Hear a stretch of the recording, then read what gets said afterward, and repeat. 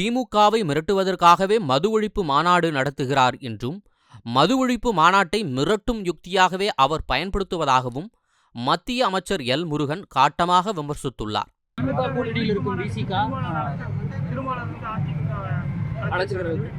நான் பாக்குறது திமுக மிரட்டுறதுக்காக திருமாவளவன் இப்படி எல்லாம் பேசுறாருன்றதான் எனக்கு தோணுது.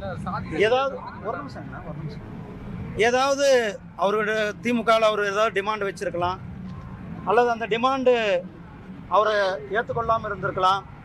இது திமுகவை மிரட்டுவதற்காக, கூட்டணியில் இருக்கிற ஒரு கட்சியை மிரட்டுவதற்கான ஒரு தோணியாக, யுக்தியாகத்தான் நான் பார்க்கிறேன். அதான் சொல்றேன், ஒரு மிரட்டுவதற்கான யுக்தி இதுதான். நீ பாருப்பா, நான் யாருக்கிட்ட வேணாலும் போவேன், நீ அந்த பேச்சை ஒழுங்கா கேளு அப்படின்ற ஒரு மிரட்டுவதற்கான யுக்தியாக தான் நான் பார்க்குறேன். நிதியமைச்சர் வருகையில் நம்ம மது ஒழிப்பு மாநாட்டில் சாதி சக்தியில் கலந்துக்க வேண்டாம்னு சொல்லியிருக்காரு.